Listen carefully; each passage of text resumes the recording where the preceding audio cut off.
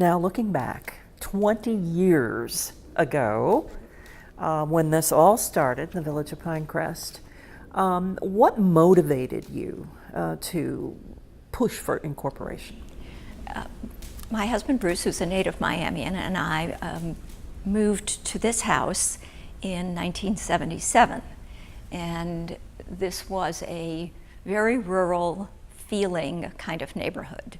Large lots, no lights, no sidewalks, no particular amenities, but close to downtown, at least at that point, and had good schools. So that was our attraction. We started to have our children do a little bit of renovation on a very old house, 1951 house, built by a Pan Am pilot, which was quite a big company here at one point. There were horses in the backyard. It was completely overgrown, and it was a very country feeling kind of place. Time moved forward, and we got to the crazy 80s here, a very challenging period for Miami, Mariel, cocaine, civil unrest, racial issues that boiled over, and Miami started to get a little bit more urban and have more of a feeling of a big city. This area still was quite remote and retained a lot of that rural feeling. By the time we get to the 1990s, early 90s, this area was perceived as no longer far out of town, but rather close into town. And there was a great deal of pressure to divide the lots, intensify the development, do multifamily, do higher rise, etc. And there also became a very significant issue with crime. Every house on my block was broken into, every car was stolen. We were regularly burglarized. People were quite concerned about their personal safety in their homes because we had had a very laissez-faire kind of an attitude about security. No big gates, none of the kind of attitude that people have today. And we were unable to get the cooperation of the Metro-Dade Police Department. They were thinly spread here, and they concentrated on more densely developed areas like Dadeland, where there was more call for their help, but clearly there was now call for our help. So some neighbors organized patrols, which everybody contributed to, and hired state troopers to respond, but it was increasingly a frustrating situation. When the rezoning process started to accelerate here, and we would regularly get zoning applications for development, I was a lawyer practicing at that time, understood the zoning process, and started to be a source of information for neighbors. So they would get a notice, they'd hear through the grapevine that I had helped somebody else with an item. They'd call me, I would walk them through the process, explain how zoning worked, and explain to them that if they wanted to object, they had to go down to the county commission downtown. The call was for 1 o'clock. They had to be prepared to sit there at least 12 to sometimes 15 hours to wait for their item, and that the way the game was played was if there was a large group down there of neighbors objecting, the attorney for the proponent, the applicant, would defer. And so you would wait for 10 hours for your item, and then the applicant would say, really, they weren't prepared, and would the commission please give them a deferral? And the commission generally did. The second and the third time that you went down on a zoning matter, fewer and fewer people came because they figured out there was no point. So there was an increasing sense of frustration about trying to have some kind of control about your environment. If nothing was going on, you didn't need any control because there was nothing going on. But as we became more and more targeted for development and for activity that was threatening to people, people started to take notice. Simultaneously, the village of Key Biscayne initiated its efforts to incorporate. And there had been no efforts to incorporate almost since the 1956 county charter was adopted and the county government was launched. People don't perhaps recall now that the idea of county government was that all the cities would be abolished and there would be only the county government. And the county government would act as both local, meaning police, building and zoning, parks, roads, beautification, but also as the regional government, transportation, the airport, the seaport, social welfare, criminal justice, etc. When it came time for the vote on the countywide referendum, the cities objected, and they pushed back really hard. And so they did a two-tier system where all the cities remained as local government, and the county became a regional government. Well, that worked fine when nobody lived in the county. In 1956, unincorporated Dade, or what we now call the county, had fewer than 50,000 people. Everybody lived in the cities. But in 1992, half the people lived in unincorporated Dade and half in the cities.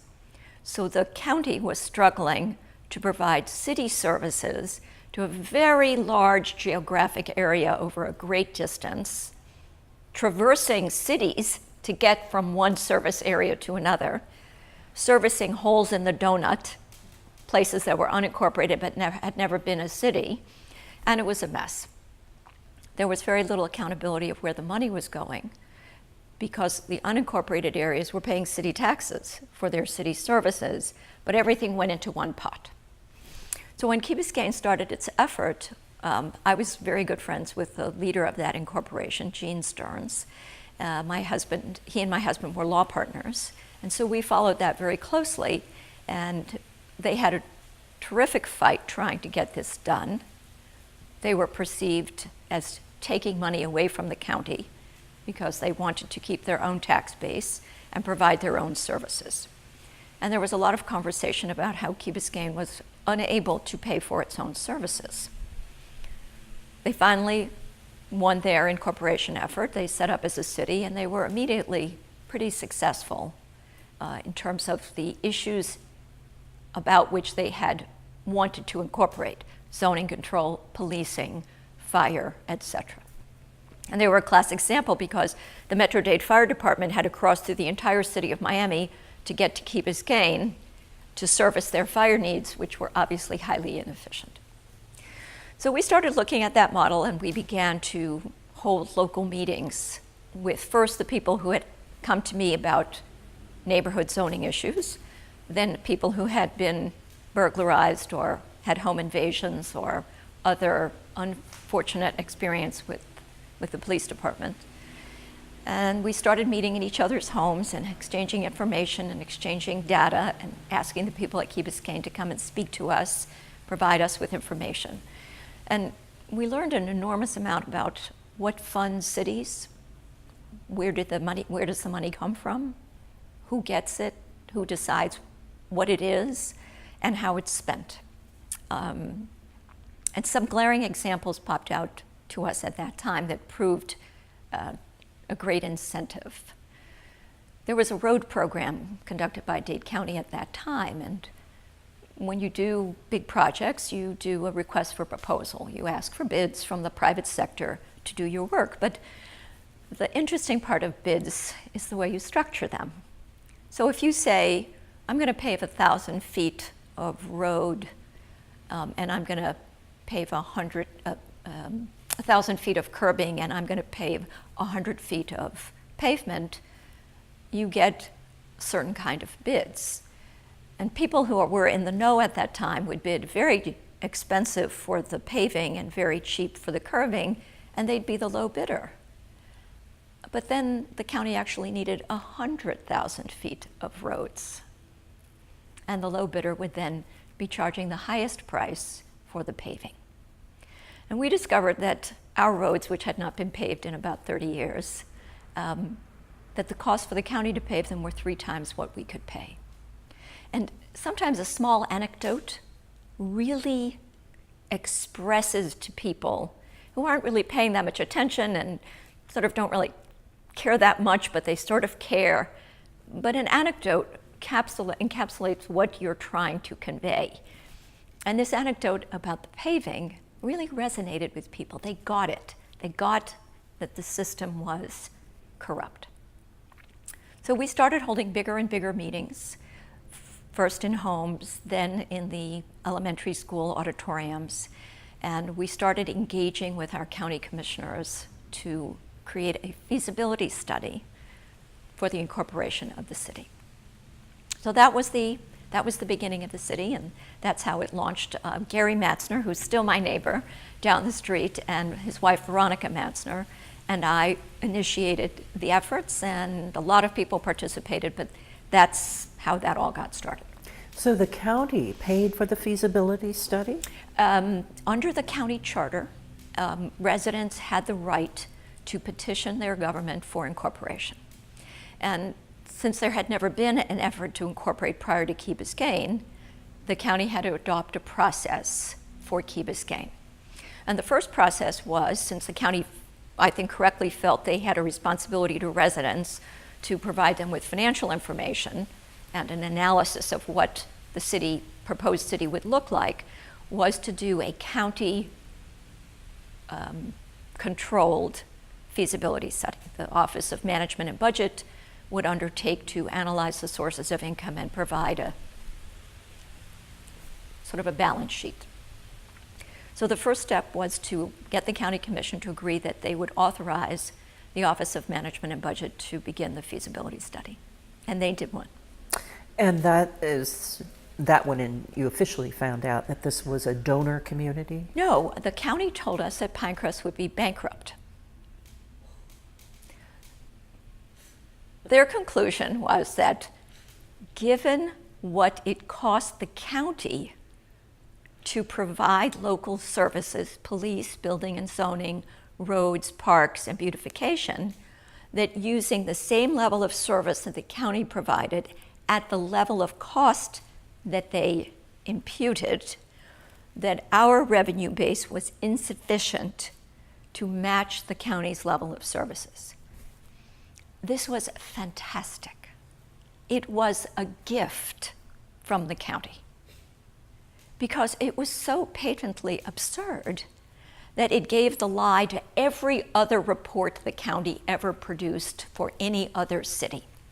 And we were followed by 8 other cities who we sort of grandmothered into existence. But it was so ludicrous to take that position that it forced us to do our own independent feasibility study, to discover things like the road paving cost, the cost for a police officer, the cost for patrols, etc., and to clearly and unequivocally understand that we would be operating a much more efficient and low-cost operation. So they did their feasibility study and they made their announcement. We attached to the report a minority report laying out what the real economics were. We had now found out that we could get information from the state of Florida, from the University of Florida at Gainesville that keeps a lot of data, that we could figure out what our sales tax revenue would be, what our utility fees would be, what our water fees would be, et cetera, all of which were sources of funding that the county got. And we were paying substantially more money than the cost of these services, even under the county proposal, because they weren't recognizing revenues on the revenue side, nor were they recognizing efficiencies on the expense side. So once it became apparent that their feasibility study was somewhat incorrect, that's when the donor community idea came about. And it was another gift, because we weren't the only community that felt that we were not being served by the county city government. And remember, there's that distinction between the part of the county that provided city services and the part that does truly regional services. So we started making contact with people in Aventura, in Sunnyland, in north central Miami, in Palmetto Bay, in Cutler Bay, in Miami Gardens, in Miami Lakes, and Doral. And it became apparent that in poor communities, in middle-class communities, and in wealthy communities, there was a sense of disconnect from the county government. You only had one county commissioner out of 13. If you had a disagreement with your county commissioner, that was the end of it, because no other county commissioner was invested in your community in any way. They didn't need to run in your district. They didn't need your commissioner's vote. They really didn't care. They were concentrated on their own little jurisdiction. And so we started hearing complaints from African Americans in Miami Gardens, which is a huge community near the football stadium in Northwest Miami-Dade.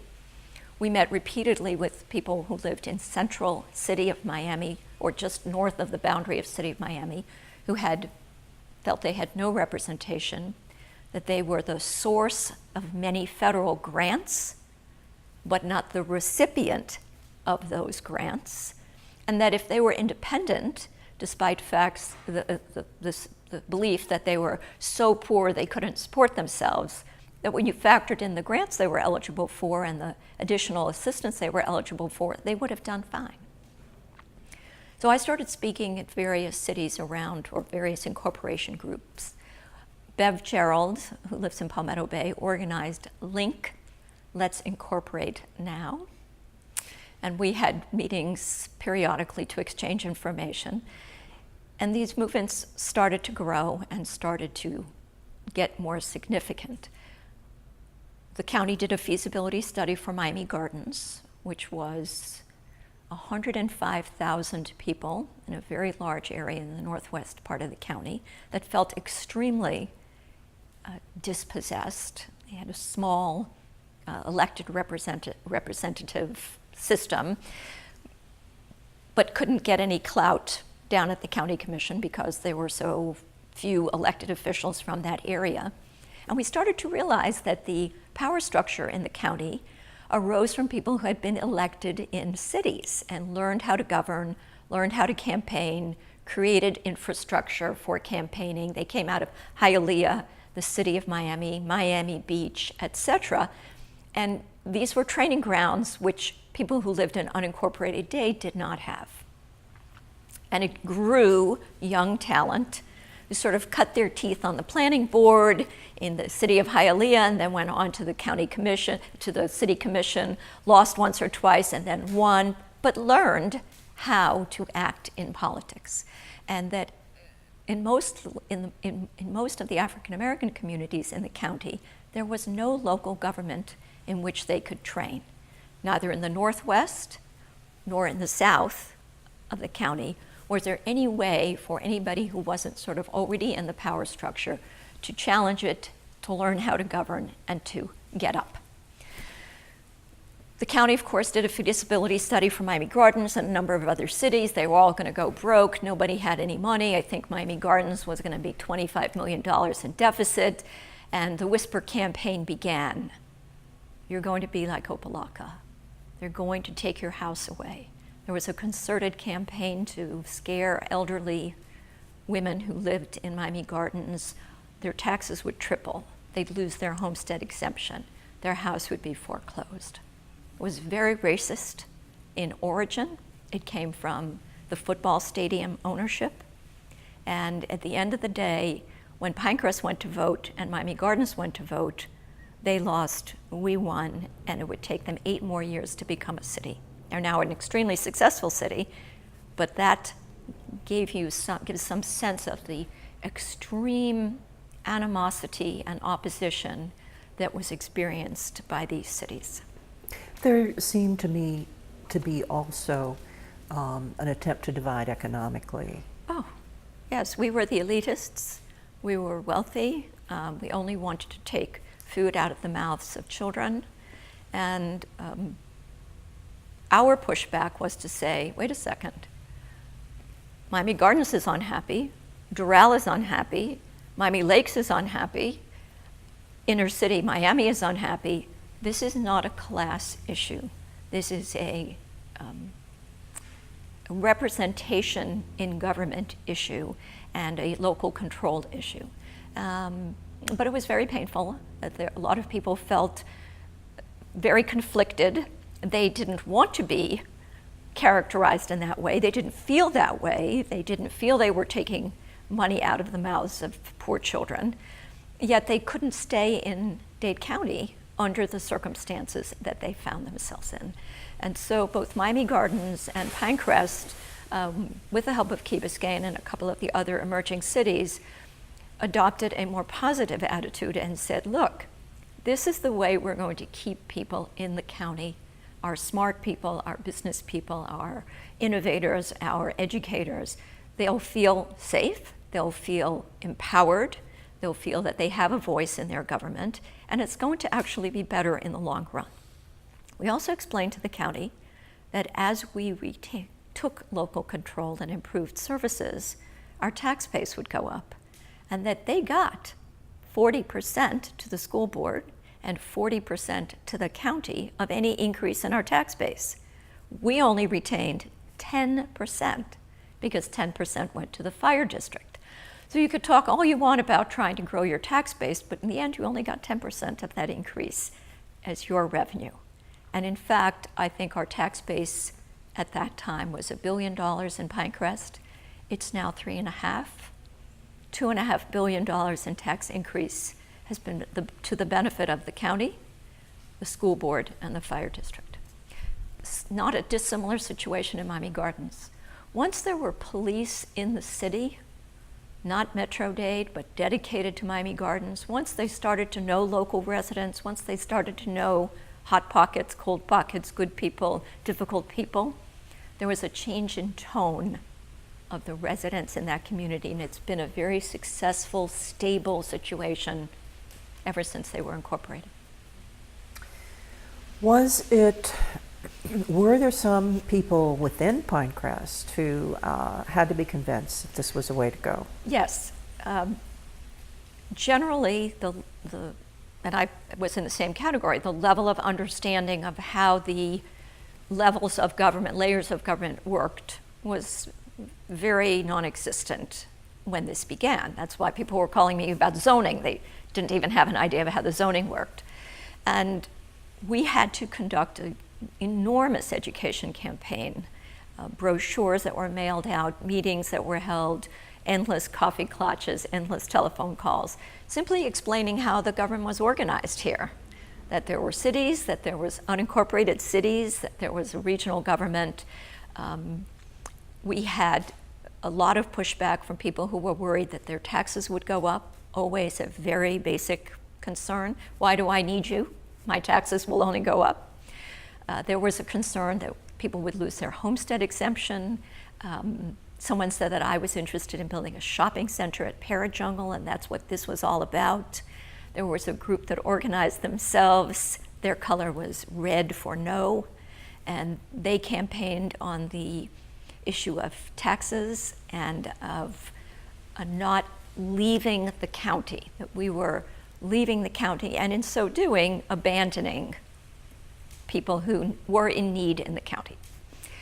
So we engaged in about an 18-month, pretty well-organized effort to have as many meetings as possible, sit and answer as many questions as possible, bring in speakers from outside of the city, bring in people from the county who spoke about the budget and the police department and the fire department, et cetera, in an effort to do an educational campaign. And I think at the end, if people didn't perfectly understand, at least they had a series of booklets, question, answer, question, answer, question, answer, that explained it to them and also directed them where they could get additional information. So we have the benefit of a fairly well-educated population here, but the booklet that we developed in response to people's genuine questions about how this was all going to work was then used in the next 7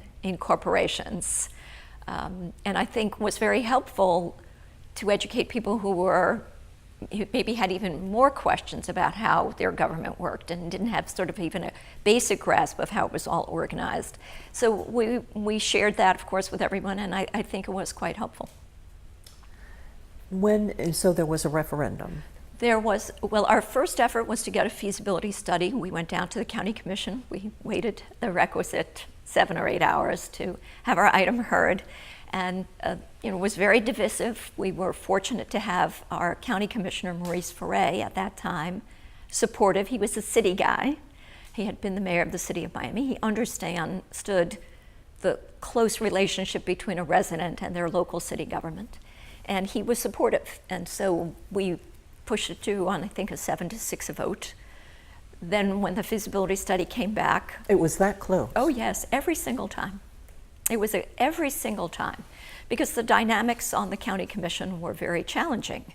The people who represented cities didn't want incorporation because they were feeding at the trough of the unincorporated city tax money. All that money went into the county budget, and it was being spent for county-wide services. Key Biscayne sued the county when they were in their incorporation mode, and they got actually the data on how the county kept its books. And the county did not separate unincorporated Dade city money from regional county tax money. It all was apportioned out of one pot. And they won a court judgment that required the county to keep books on both entities as if they were separate, which was huge because we were for the first time able to see how much was city money and how much was county money.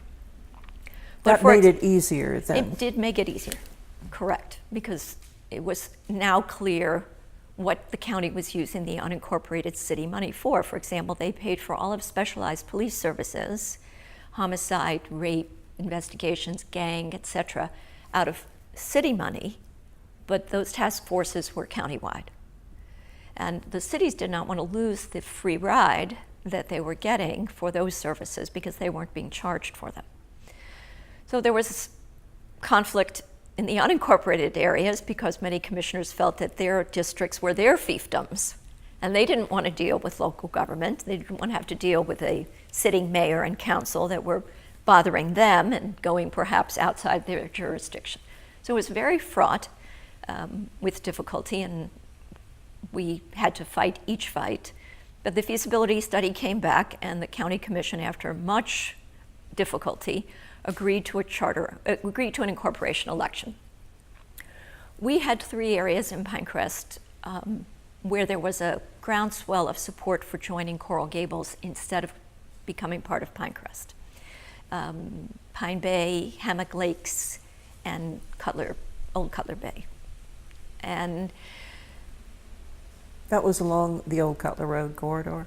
Yes, Pine Bay on Red Road and 120th, 112th,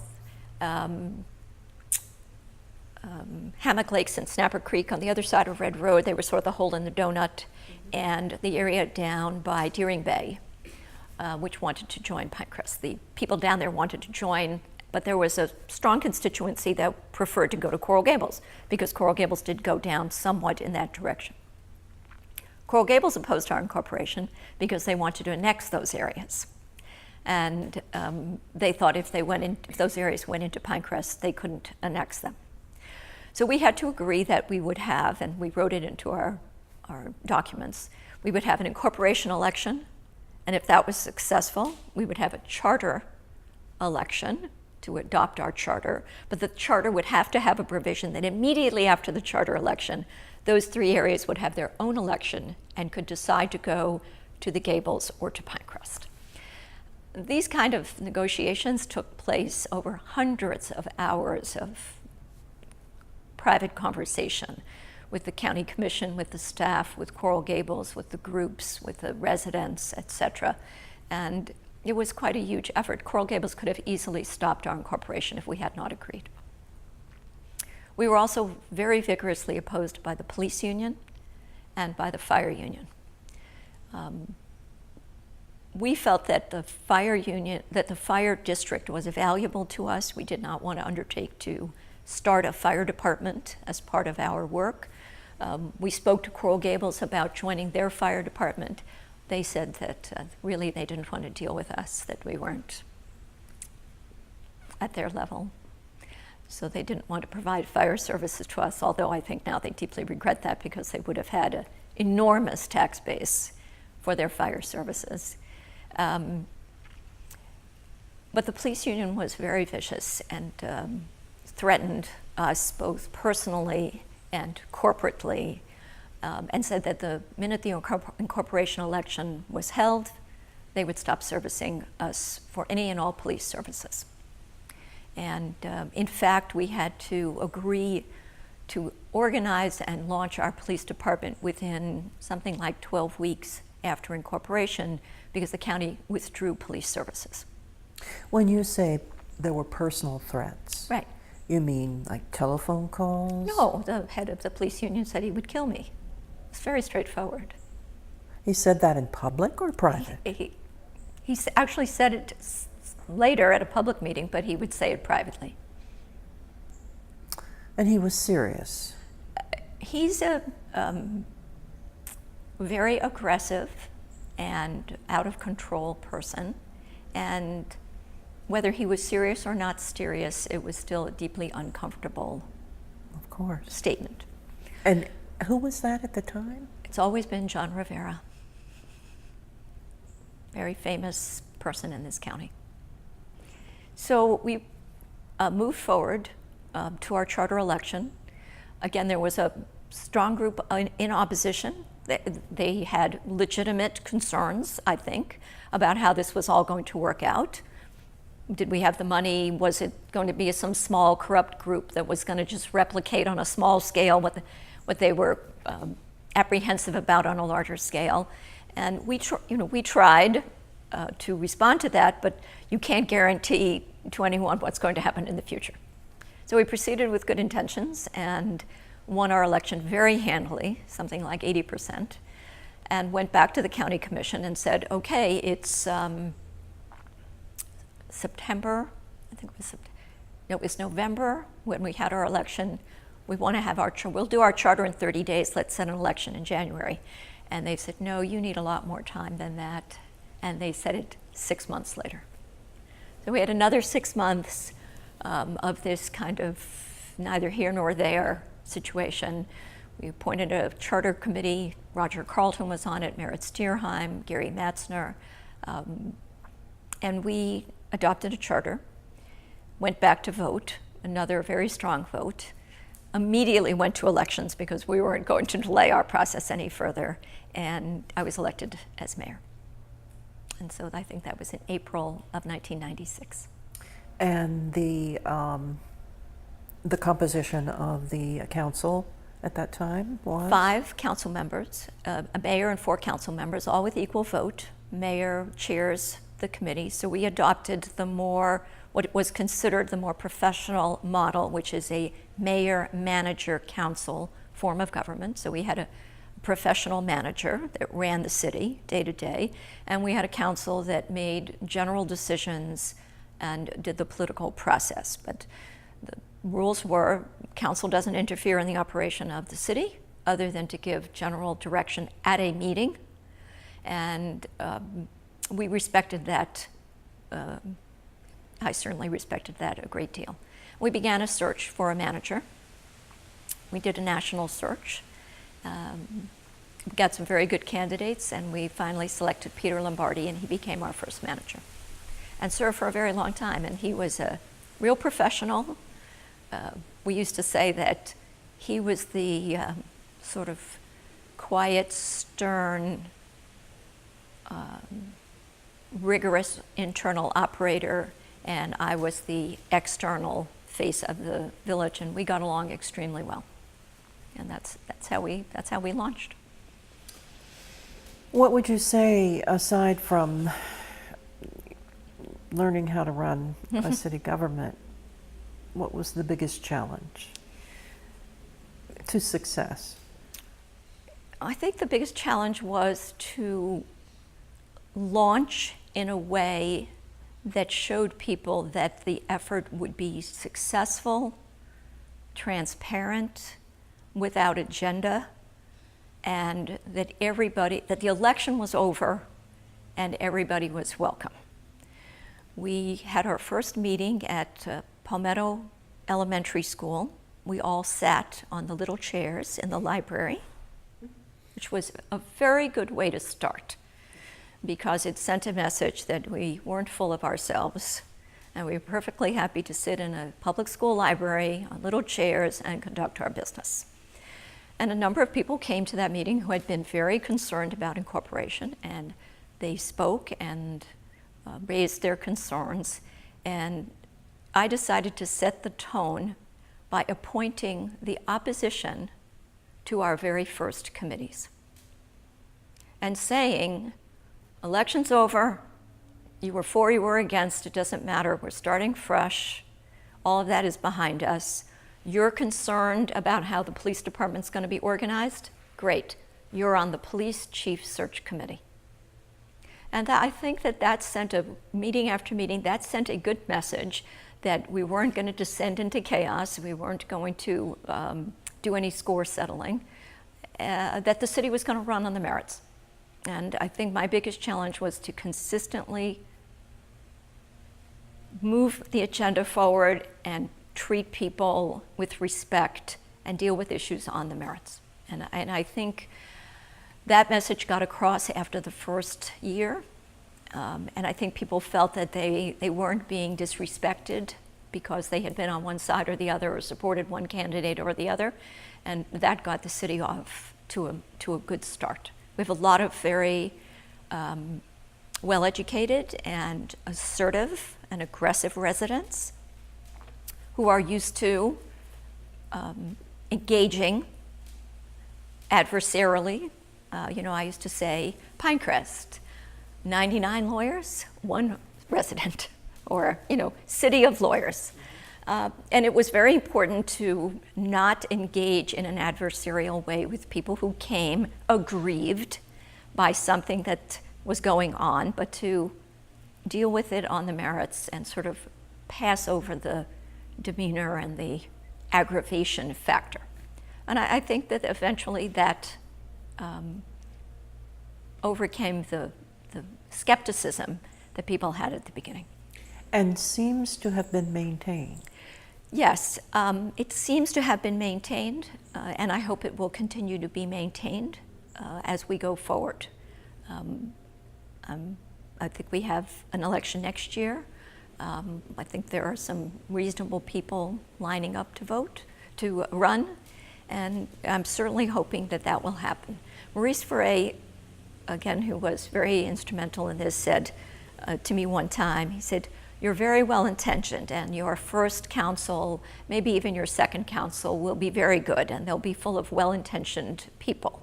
But by the time you get to your third mayor, your third set of elections or officials, you'll be the same as everybody else. You'll be fighting with each other at the meetings, and you'll be storming out, and you'll be petty, and etc." And so there's a honeymoon period. I think there's a period where people are paying attention. Mm-hmm. And once they stop paying attention, then a small group has the ability to dominate. And it was the same at the county commission and at the school board and at Pinecrest, that the small group of people who come out either have a very specific agenda, they're looking for entertainment because they don't have other distractions, or they like the fight. And to the extent that they drive meetings or actions or the tone, they're very destructive. So I'm earnestly hoping that we maintain a high tone, be very, very positive for the city. So there is a challenge then in bringing democracy, you might say, to your backyard. Mm-hmm. with people who are used to having a say. Mm-hmm. So there must be a lot of compromising and conversation. There's a lot of compromising and there should be a lot of compromising and conversation and understanding other people's points of view. But local democracy, as national democracy, is not a static situation. It's like a personal relationship. If you don't work on your personal relationship, it languishes and goes sour, and that you have to resurrect it and bring it back by attention and time and understanding. And I used to say at zoning matters that nobody was interested in zoning in Pinecrest unless it was on their block. And then they were very interested. So unfortunately, what sometimes happens is a good situation continues, people don't pay attention, they lose interest, everything's fine, things get bad, then they pay attention, and hopefully they bring it back. So yes, I think it's a great challenge in a wealthy area as in a poor area where people are distracted or preoccupied or uninterested in something that doesn't directly affect them until it directly affects them. And then hopefully they pay attention, but hopefully it's not too late. So were you called upon then by the rest of the cities interested in incorporating? How influential was Pinecrest then in being the example as Key Biscayne was for Pinecrest? It was extremely important. Pinecrest, Aventura, and Miami Gardens went to election essentially at the same time, right in the same period. And Aventura was approved, Pinecrest was approved, Miami Gardens was not. That really only served to galvanize the groups in the other areas. Miami Gardens, under the leadership of Shirley Gibson, who later became the first mayor of Miami Gardens, they were determined. They were not going to allow the kind of vicious campaign they experienced to defeat them. I was determined to give the assistance to other cities that I had received from Key Biscayne and was very appreciative of. And so in succession, we did Palmetto Bay, Cutler Bay, Sunny Isles, Miami Lakes, Doral,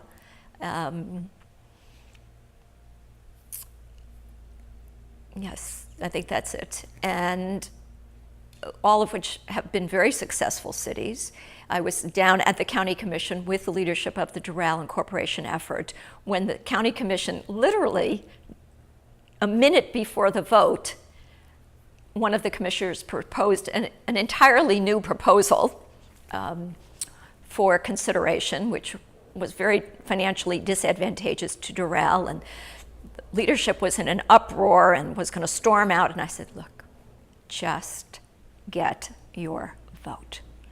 Forget about all of this. It's not going to be meaningful in the long run. And they calmed down. The vote went through. They got their vote, and now they're one of the most financially secure cities. I mean, what's happened in Doral since they were incorporated is astonishing. It's one of the fastest growing cities in America, Exactly. I understand. Exactly. And again, sort of my concern for Pinecrest is they had a wonderful initial leadership, an excellent mayor, J.C. Bermudez, very low-key, very grounded.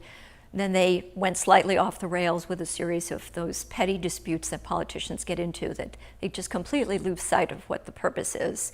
And hopefully now they're somewhat back on track. But the one I was most interested in was in Miami Gardens, and I continued to work with Shirley Gibson up there and continued to speak and agitate, and we finally got a second election. They were victorious. I remember the night of the election, after a whole day of standing on the street giving out flyers at the precincts, how exhilarating it was that they sort of disproved the racism that this entire effort had been confronted with, and were now set to really take control of their own situation. And they've groomed now many local leaders. They get a chance to run for a local office. They serve. They learn the issues. They understand how to govern, how to act at a public meeting, how to speak, how to advocate. And there's a whole leadership there now that would not have been. Plus, they have a police department. They have zoning. Their tax base has grown tremendously. So it was it's the effort I'm actually most proud of after Pinecrest. So Pinecrest now, what would you say are its challenges for the future? Well, at the beginning of the city's history in 1996, there was an accumulation of issues that had arisen over the past 20 years. And those issues were fairly straightforward and needed to be addressed right away. And I would say the acquisition of the parrot jungle so that it didn't become a housing development.